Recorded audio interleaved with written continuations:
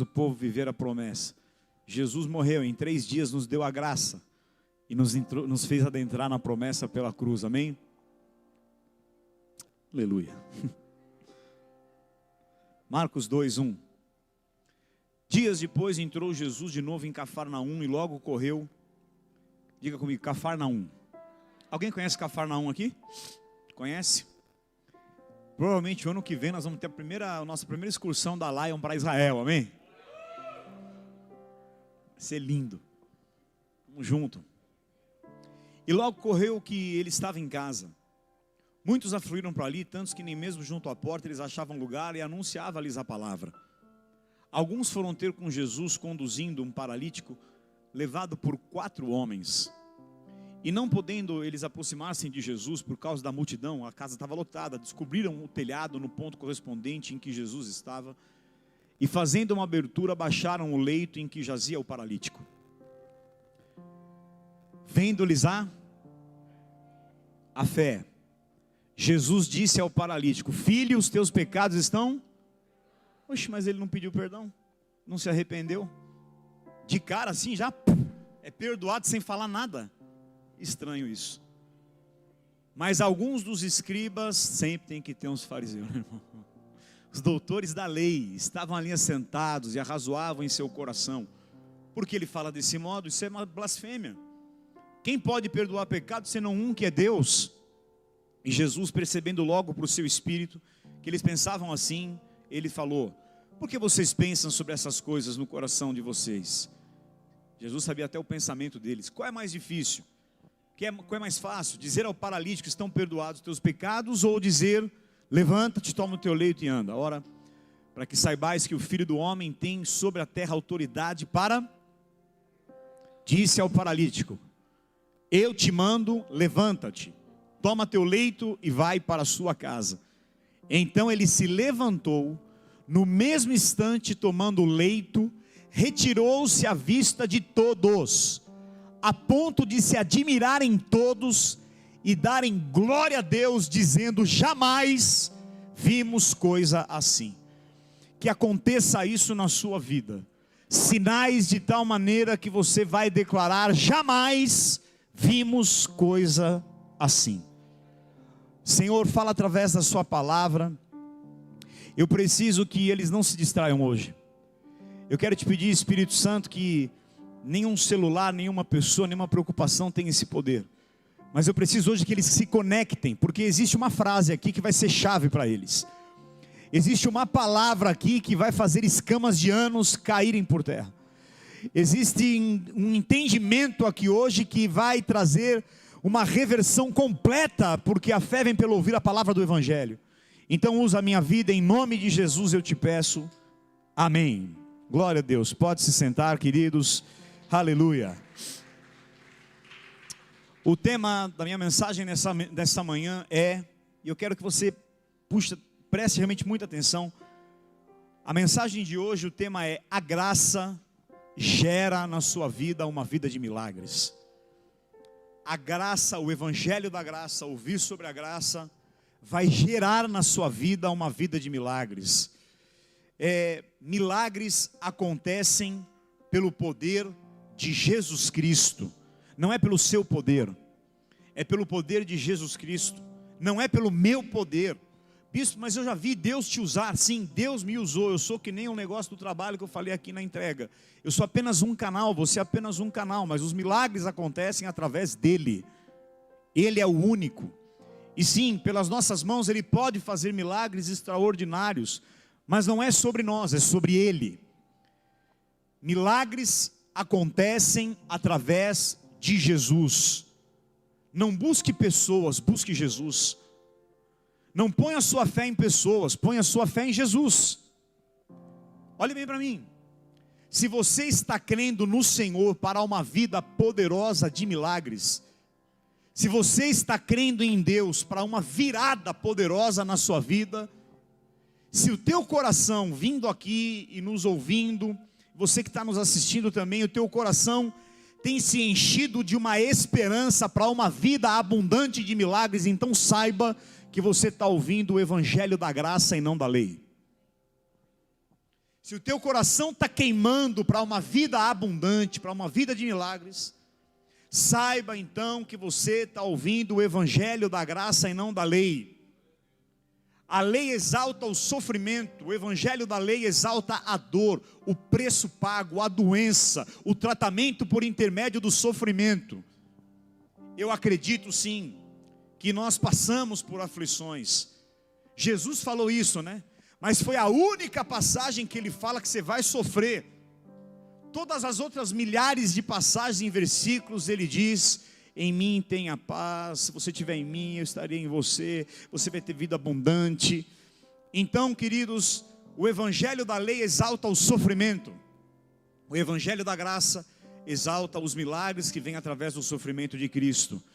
Eu não estou dizendo para você de um evangelho triunfalista, eu sei, nós passamos, sim, Paulo fala dos sofrimentos que ele viveu, mas veja, Jesus disse: no mundo tereis aflições, mas tem de bom ânimo, eu venci o mundo.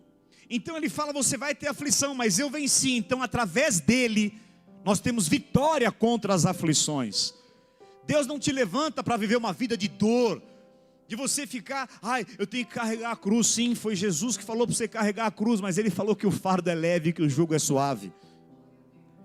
Então, o evangelho da graça, ele te faz entender que sim, no mundo existem aflições, mas ele já venceu o mundo. Se ele venceu, nele está a minha esperança para uma vida de milagres. O que começa a acontecer com você é que quando você começa a ouvir o evangelho da graça, e você começa a crer nessa palavra, no Senhor Jesus, na cruz, na graça, milagres começam a se manifestar como uma consequência na sua vida. Esse homem que nós lemos aqui, ele estava preso aos seus pecados, ele estava doente, paralisado, ele estava preso na culpa. Fale comigo: culpa. Diga condenação. Fale acusação. Queridos, assim estava esse paralítico de Cafarnaum, preso nos seus pecados, na sua culpa. E o que ele precisava ouvir não era assim: ô pecador, porque você fez isso, você errou, você falou que não deveria, você agiu aonde não deveria. O que ele precisava ouvir para ser curado era: perdoados estão os teus pecados. Ele não precisava, né, Cláudia, de uma condenação, de uma acusação. Ele não precisava que alguém alimentasse mais ainda o que o seu coração já fazia contra ele ou acusava. Para ser curado, ele precisava ouvir o que Jesus falou para ele, a primeira palavra. Jesus não exigiu nada dele, Jesus só disse: filho, perdoados estão os teus pecados. Ele não precisava ouvir sobre aflições e dor e condenação. Ele precisava ouvir: perdoados estão os seus pecados. A primeira coisa que eu quero te dizer hoje foram as palavras de perdão, de amor e graça que ele ouviu. Essas palavras que ele ouviu abriram portas para um grande mover de milagres na vida deste homem. As palavras que ele ouviu sobre a graça, o amor e o perdão. Esse cara primeiro tem um contato com a graça, e depois os milagres acontecem. Olhe para mim, uma vida de milagres é resultado de primeiro entender a graça. É isso. Ele começa a ouvir do perdão, do amor. Cara, não sei, você concorda comigo que deviam ser pecados sérios? Ele estava paralítico por causa dos pecados e da acusação e condenação. Mas Jesus não falou para ele: o que você fez? Confessa, se arrepende. Sim, eu vou confessar, eu vou me arrepender. Esse lugar é muito importante praticar isso.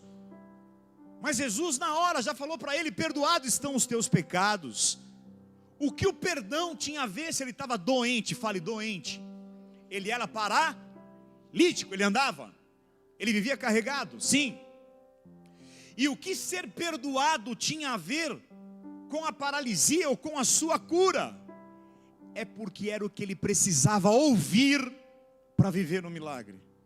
Quando você ouve a graça, milagres começam a acontecer na sua vida. Quando você entende o perdão, milagres começam a acontecer na sua vida. O evangelho é o evangelho de Paulo. O evangelho se você quiser entender a graça, estude Paulo, as cartas de Paulo, e Paulo fala: a credencial do meu apostolado são sinais, prodígios e maravilhas. Então ele fala: o meu apostolado é o apostolado de pregar o evangelho da graça, e os sinais disso, e as credenciais disso, são sinais, prodígios e poderes miraculosos. Olhe para mim, você está entendendo isso? Eu preciso que você entenda isso. Primeiro vem a graça, depois vem o milagre. Não é milagre para crer, é viver a graça para receber milagres. Primeiro aquele homem ouve: filho, perdoados estão os teus pecados. Primeiro aquele homem escuta a respeito da graça, concorda? Porque Deus não mandou ele entregar uma oferta, Deus não mandou ele falar nada, Deus não exigiu nenhum tipo de nada dele. Primeiro a graça explode esse homem. O Cristo olha para ele com amor, ternura, e fala: meu filho, e chama ele de filho, um pecador imundo, paralítico, perdoados estão os teus pecados. E quando ele entende a graça, agora uma vida de milagres vai começar a acontecer. Sai andando, cata o leito, porque milagres são resultado de nós entendermos o evangelho da graça. Ele não chegou nem a se arrepender, ele foi alvo do amor. Se você tem uma forte condenação pelos pecados que você cometeu no seu passado, se você sente uma forte acusação pelo erro de ontem, se você sente uma forte acusação por aquilo que você praticou no teu passado, olha para mim, Jesus te ama, Ele entende a sua dor, e Ele te abraça e te perdoa. Jesus te ama. Ah, mas eu feri o Senhor. Ele te ama. Essa viagem que eu vivi, para mim foi uma manifestação assim, a bispa sabe, infinita da graça, do amor. E não é assim mesmo, não é por merecimento, porque nós somos pecadores, nós não merecíamos. Aquele homem não merecia, mas é assim a graça. Aí os fariseus, que são os doutores da lei, os que estudavam a lei de Moisés, ficaram loucos. Como assim? Não pode perdoar. Para perdoar tem que entregar lá a oferta para o sacerdote, não sei o que, só Deus pode. Fale comigo, é graça. O versículo 9 diz assim, Marcos 2,9, que é mais fácil dizer, Jesus falando, para eles: estão perdoados os teus pecados, ou dizer: levanta-te, toma o teu leito e anda. Amém? Amém? Então, quando Jesus perdoa, uma vida de milagres, e aquele menino entende a graça, uma vida de milagres começa a acontecer na vida dele. Amém? Amém? Jesus tem muito mais milagres que sofrimento na palavra que ele fala e que ele mostra. O diabo veio para destruir, mas ele veio para te dar vida, e vida em abundância. Busque a justiça do Senhor e não a tua, e você vai viver uma vida de milagres. Não é sobre o seu agir certo, mas é o agir certo dele que me faz viver isso. Não é a minha vida de justiça, mas é a justiça dele. Na cruz, Paulo fala que nós somos a justiça de Deus em Cristo Jesus. Ai, bispo, mas será que eu estou fazendo da maneira certa? Será que eu estou no caminho certo? Todas as coisas cooperam conjuntamente para o seu bem. Há pessoas que chegaram com dúvidas aqui nessa manhã. Será que eu estou no caminho certo? Será que eu estou fazendo da maneira certa? E o Senhor manda te dizer: todas as coisas estão cooperando conjuntamente para o teu bem, porque você ama Jesus e porque você é amado dele. Aleluia. Em Romanos 1,16, a Bíblia fala: não me envergonho fale evangelho. Esse evangelho é o que nós temos falado, é o evangelho do Senhor, porque ele é o poder de Deus para a salvação de todo aquele que crê. Diga assim: o evangelho, a cruz, a graça, Jesus, o evangelho.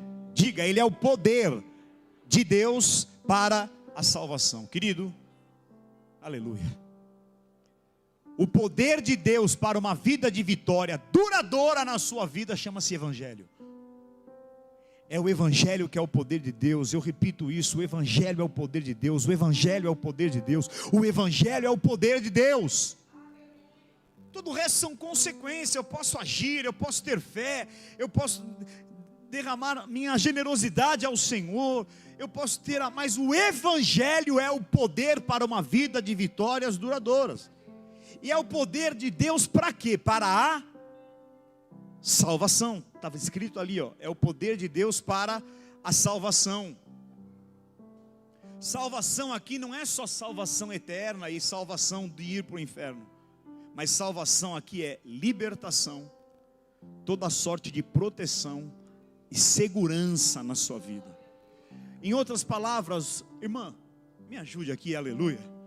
O Evangelho é o poder de Deus para a sua segurança. Entender a graça é o poder de Deus para a sua proteção. Entender o Evangelho é o poder de Deus para a sua libertação. Se o problema é emocional, é físico, é sentimental, é financeiro, se é enfermidade, a resposta é o Evangelho. Ele é o poder de Deus para a salvação. Irmão, remédios, dinheiro, profissionais importantes e todas as coisas do mundo são importantes e têm o seu lugar, mas o Evangelho é o único poder, e a resposta para uma vitória duradoura na sua vida é o Evangelho. É a graça. Aleluia. Fale assim comigo: conhecer o verdadeiro Evangelho da graça vai me levar à promessa. Quem aqui tem promessas de Deus? Deus nos falou aqui hoje que as promessas que nós temos, Ele vai fazer infinitamente mais. Tem coisas tremendas preparadas. Ele vai fazer coisas que as pessoas não vão acreditar. Querido, se tudo que Deus fizer na tua vida é segundo o que você acha, então tem alguma coisa errada, porque o que você acha é muito pouco perante o que esse Deus tem preparado para você. O que eu acho é segundo a minha limitação. O que Ele tem como promessa é segundo o seu infinito amor e a sua infinita misericórdia. E Ele fala: eu é que sei os pensamentos que eu tenho para você. Eu é quem sei, diz o Senhor, os pensamentos, os planos que eu tenho para você, pensamentos de bem, de paz e não de mal, para te dar esperança, um bom futuro. Aleluia, aleluia. Fale: o Evangelho é a salvação. 1 Coríntios 2:10 diz assim: mas Deus nos revelou pelo Espírito, porque o Espírito ele sonda e conhece todas as coisas, o Espírito Santo, até mesmo as profundezas de Deus. O 12 agora: ora, nós não temos recebido o Espírito do mundo, e sim o Espírito que vem de Deus, para que conheçamos o que por Deus nos foi dado através de sacrifícios. Para que conheçamos o que por Deus nos foi dado através do mérito, da obediência, do trabalho e do sacrifício. É isso? É o que? Gratuito, é de graça. O que Deus nos concedeu, graça é gratuito. Ele te concedeu gratuitamente. Amém? Amém? Todas as coisas, todos os dons e tudo o que eu vou receber. Olha aqui para mim, a lei quer exigir o teu esforço. Os pregadores da lei estão infestados. Eles querem dizer: é o seu sacrifício, é o que você precisa fazer, é sobre o que você vai realizar, é o que você vai sofrer, é o que você tem que pagar de preço. Isso tudo anula a cruz. Aqui Paulo está dizendo: todas as coisas do Espírito que virão sobre a tua vida, não é sobre o seu esforço, nem sobre as suas obras, é o esforço e a obra de Cristo. Ele te concedeu gratuitamente. A palavra graça, do grego charis ou charis, fala sobre isso. É o favor imerecido. Segundo, então foi a palavra de amor, de graça, de fé que gerou uma vida de milagres na vida desse paralítico. Você concorda com isso? Amém? Ele chegou lá, amarrado numa corda, carregado numa cadeira, puxado pelos braços ou numa cama? Como é que ele chegou lá? Numa cama, num leito ou uma cama. É o nome de cama, é leito. Eu sei que aquela cama era uma cama porque ele não podia andar. Mas enquanto eu estudava isso, veio no meu coração assim: milagres estão ligados com o seu descanso em Deus. Milagres vêm através do seu descanso em Deus. Eu nunca vi milagres acontecerem por choro e desespero. A fé faz você ser tão tranquilo que parece que você é alienado.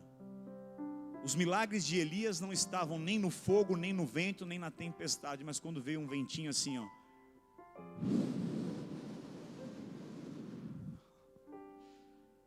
Lá em Isaías, o profeta vai dizer: na tranquilidade está a sua força, no sossego está a sua força, no descanso está o seu milagre. Mas o profeta fala: só que você não quis. Você quis achar que você tinha que sofrer. Vamos pagar um preço, vamos sofrer. Não, querido. Diga assim comigo: milagres estão ligados. Faça assim, diga: ao meu descanso. Amém? Em teus braços é o meu descanso. Ele chegou num leito, ele não chegou puxado por uma corda, irmão. Então a graça gera uma vida de milagres quando eu aprendo a descansar em Deus. Aprenda a descansar em Jesus, acredite no amor e na bondade dele. Fale para o seu irmão assim: acredite no amor dele por você. Acredite na bondade dele por você. Deus é bom o tempo? Não, bispo, eu acho que 10% do tempo ele me manda a vara.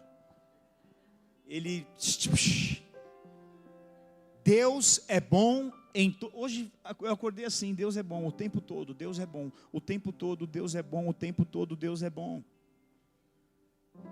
Salmo 30:11 diz assim: converteste meu pranto em folguedos. Fala isso comigo, ele vai converter o meu pranto em folguedos. Ele tirou o meu pano de saco e me cingiu de alegria. Deus está fazendo isso com alguns aqui hoje. Ele está convertendo o teu pranto em folguedo. Folguedo é paz, é descanso, é o choro sendo transformado em refrigério. Ele está tirando o pano de saco, porque Ele vai arrancar o que está te tirando dor nessa manhã. Escute isso. O pano de saco fala sobre dor. O pano de saco, mudasse o meu pranto, aí dança, volta lá na outra. O pano de saco fala sobre tristeza. Não fala que você vai tirar, Ele vai arrancar e Ele vai te cingir de alegria. E você viu que estava escrito ali na outra versão: você vai dançar. Eu nunca vi ninguém triste dançando. O conhecimento de Jesus nos tira da dor. O conhecimento da graça te gera alegria. O Salmo 33, versículo 16 diz assim: não há rei que se salve com o poder dos seus exércitos. Amém, querido? Não é pela tua força, não é pela tua influência. Não há rei que se salve com o poder dos seus exércitos, nem pela sua muita força se livra o valente. Fala, é pelo poder de Deus. Diga: o evangelho é o poder de Deus. Diga: eu não me salvo com o poder de exércitos. Diga: nem pela minha força, nem porque sou valente, é pelo Senhor. Minha vitória vem do Senhor. Então é no descanso. Ele chegou num leito. Versículo 20 do Salmo 33. Diga: minha alma espera no Senhor, nosso auxílio e escudo. Amém? A nossa alma espera em quem? Ele é o nosso auxílio e o nosso escudo. Diga assim comigo: alma. Olha para o bispo. Você tem assim, ó: carne, corpo, espírito, alma. Perdão, espírito, alma, corpo, alma, espírito. A alma, ela está no meio do corpo e do espírito. Para Deus agir em você, sua alma tem que ser curada. Uma alma doente gera um físico doente. O espírito muitas vezes está bloqueado porque a alma está bloqueada. Houve um tempo na minha vida, poucos meses atrás, todo dia de manhã eu acordava com muita angústia, muita tristeza. E eu comecei a vencer. Quando logo abri os olhos, eu falava: quieta minha alma, por que estás perturbado assim dentro de mim? Espere em Deus, porque ainda o louvarei. Fale com a sua alma. Davi falou isso: por que estás abatida dentro de mim assim, ó minha alma? Então, todos os dias eu comecei a levantar e falar para minha alma: fique em paz, aquieta minha alma, repousa minha alma, fica tranquilo, espere em Deus, porque ainda o louvarei. Se você não, porque veja, a graça traz tudo, mas são ferramentas que se você não usa, você fica refém daquilo que o diabo está fazendo você viver e sentir. E o diabo, ele age na alma. Então, e eu comecei a falar: Espírito Santo, vem agora e toma conta da minha alma. Espírito Santo, vem agora e domina o meu sentimento. Logo de manhã, a minha alma descanse em ti. Há um louvor do Ministério Zoe que fala: acalma minha alma. E a letra, olha o que eles escrevem na letra dessa música: sei que depender é como viver perigosamente. A gente quer viver com muita segurança, mas esse louvor fala assim: sei que depender é como viver perigosamente. Diga: viver perigosamente. Alguém aqui quer viver perigosamente? Não, mas depender é assim, depender de Deus. Mas eu preciso, estou lendo a letra da música, mas eu preciso aprender a acreditar e confiar no que você me diz. Mas eu preciso aprender a confiar e acreditar no que você me diz. Eu sei que mesmo sem entender, você está no controle. Você sempre estará comigo. E mesmo que minha alma tente me fazer voltar atrás, eu vou confiar, eu vou descansar, eu vou me lançar no teu amor. Amém? Então é o que eu te falei: não tente entender o teu caminho, porque é o Senhor que está dirigindo os teus passos. Quando você fica querendo entender muito o teu caminho, você entra em ansiedade.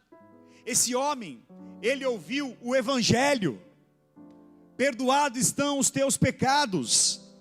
E terceiro, então eu falei que ele ouviu o amor, a graça, isso gerou uma vida de milagres. Eu falei que uma vida de milagres é fruto do descansar. Descansa. Diga para o teu irmão: descansa. Fala para a tua alma: aquieta minha alma. Fala para a tua alma: aquieta minha alma. Aquieta minha alma. Fala para a tua alma assim: descansa, repousa em Deus. Amém, querido? O desafio de Deus não é você fazer você agir, é fazer você parar. Porque tu é pilhado demais, tudo. Nós somos viciados em fazer, em resolver. A gente não consegue acreditar que Deus vai fazer na hora certa. Então o desafio de Deus não é para nós que está aqui, não é a gente fazer algo. O desafio de Deus é Ele falar para você: para, confia e espera. Esse é o desafio. E a terceira coisa então, que fez esse homem viver uma vida de milagres, tudo foi pela graça. Mas o que Jesus viu nele? O que Jesus viu nele? Fé. Sim?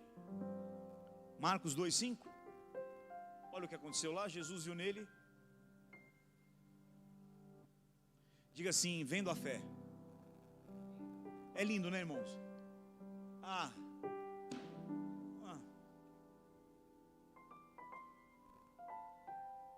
Como é que chama o cara de filho? Ele aceitou Jesus como Senhor e Salvador? Como é que pode, né? Filho não precisa aceitar quem já furou um telhado para estar perto dele. Meu coração já mostra que eu amo Ele, que eu preciso e que eu reconheço.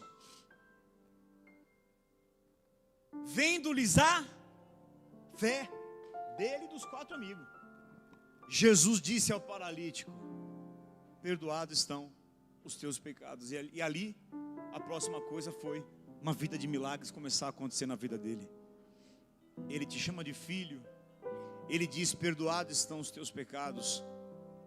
Querido, essa semana eu estava conversando com um irmão, e ele estava me explicando. Ele falou: Leandro, existem níveis de fé. Diga comigo: níveis de fé. Irmão, há uma fé, há um nível de fé que você não precisa mais perguntar se tal coisa é a vontade de Deus ou não. Tipo o prédio aqui, eu não estou nesse nível de fé ainda, mas eu sei como ele é, mas eu não estou, tipo, já vou entrar, não sei. Eu estou num momento assim de, em alguns pontos, falar: Jesus, aumenta a minha fé. Mas existem níveis de fé. Aquela mulher que tinha o fluxo de sangue, ela falou: se eu somente tocar em Jesus, eu serei curada. Ela foi perguntar: Jesus, é dessa forma que você quer que aconteça? Senhor, como que é? Eu toco, eu espero, primeiro o Senhor dá uma cuspida ou põe a mão, como é que é? Há um nível de fé que você já sabe, então você não precisa perguntar nada para Deus, você não pede sinais. Eu estou pedindo, mas nessa fé você não pede. É um nível de fé que você já sabe: se eu somente tocar em Jesus, eu serei. Ela não precisava ouvir uma palavra: vai, Deus é contigo. Olha, a fé sabe que Deus nos coloque num nível de fé que faça com que a gente já entenda que tudo é nosso. Ela já sabia: eu não preciso ouvir nada, eu não preciso ter direção nenhuma, eu vou comprar aquilo, eu vou conquistar, eu vou fazer, porque eu já creio, porque já está no meu coração, porque a fé, ela determina. Então Jesus viu a fé. Então fala para o Senhor: Senhor, ajuda a minha fé, ajuda a minha fé. Ai, bispo, será que é a vontade de Deus? Será que Deus quer que eu viva? Não, essa fé, tudo é a vontade de Deus, vai fluindo, e você sabe. Então você espera. Fé é esperar, né? É muito importante a nossa espera. Eu estou esperando, eu sei, Deus está trabalhando. Se eu tocar nele, eu sei. Não é muito louco o entendimento dessa mulher hemorrágica? Ela não ficou perguntando: pode ser assim? O que ele vai pensar se eu tocar na roupa dele? Uma mulher imunda. Meu, é que se você entendesse o contexto do judaísmo, ela não podia trocar num rabi. Mas a fé é superior. E ali que estava escrito: Jesus viu a fé. E quando ele viu a fé, volta lá um minutinho para mim. Quando ele viu a fé, ele disse, fala assim, Jesus disse. O que ele disse? E depois os pecadores lá, os fariseus começaram a duvidar, não sei o quê. E aí ele falou: o que vocês acham então, que mais fácil é dizer: perdoados estão os pecados? Qualquer um pode falar. Então eu vou te mostrar que eu sou o Filho de Deus. Levanta, toma o teu leito e anda. Diga assim: tudo foi pela palavra. Agora presta atenção nisso. Presta atenção nisso. Tanto o perdão como a cura daquele homem veio por intermédio da palavra da graça, a palavra da fé, a palavra de Jesus. Ele falou, ele não tocou naquele homem, ele disse: perdoados estão os teus pecados, levanta, toma o teu leito e anda. Foi assim, não foi? Vamos ler o Salmo 33, versículo 6. Jesus falou com aquele homem: os céus por sua palavra se fizeram, e pelo sopro de sua boca o exército deles. Os céus pela palavra se fizeram, e pelo sopro da boca, tem uma versão que eu li hoje de manhã que fala assim: e pelo espírito da sua boca os exércitos, as estrelas do céu se fizeram, se criaram. Foi pela, palavra. Olha que coisa tremenda, irmão. Os céus por sua palavra se fizeram, e pelo sopro de sua boca o exército deles. Tem como você falar alguma coisa sem sopro? Alguém fala sem vento? Quando o homem era apenas uma imagem, Deus soprou e ele passou a ter vida. Em Gênesis, quando você fala, há um sopro de vida que cria. Há um espírito na tua boca, há um espírito criador nos seus lábios. Você vai ver em Gênesis que Deus forma Adão do pó da terra. Ele já tinha criado o homem espiritualmente, agora ele forma o homem do pó da terra. E somente quando Deus foi nas narinas de Adão e soprou, ele passa a ter vida. Porque eu só falo quando eu uso o sopro. Para falar, eu estou usando o vento.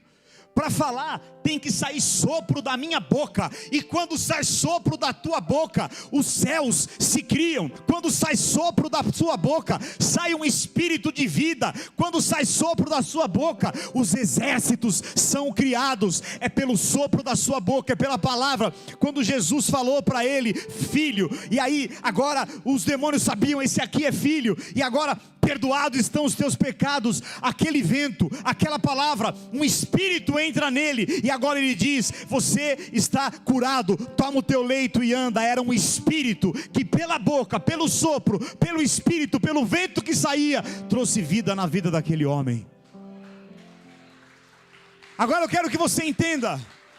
Põe a mão na sua boca e diga, esse poder está na minha boca. Aleluia, fala isso de novo, esse poder está na minha boca. Aleluia. É a palavra. O evangelho da graça é a palavra da graça, é a palavra do amor. Você libera essa palavra. Enquanto eu estou aqui falando, tem um vento saindo, tem um sopro, como das narinas de Adão, e Deus está pondo vida. Por isso que o vale de ossos secos em Ezequiel 37, para ressuscitar tinha que falar, porque Deus soprou, e quando Deus sopra ele fala, quando ele fala ele sopra, e aí a vida entra. Versículo 9 do Salmo 33 vai dizer assim, pois ele falou e tudo se fez, ele ordenou e tudo passou. É engraçado, não é? É muito poder, irmão.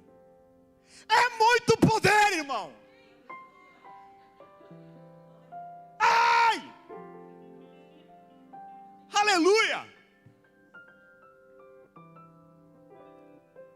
Ele falou e tudo se fez, ele ordenou. Sabe qual que é o meu problema? Meu erro e o seu? É que a gente não sabe ordenar. Ai, será? Ai, Senhor, e aí? Vai, ordena. Ele falou e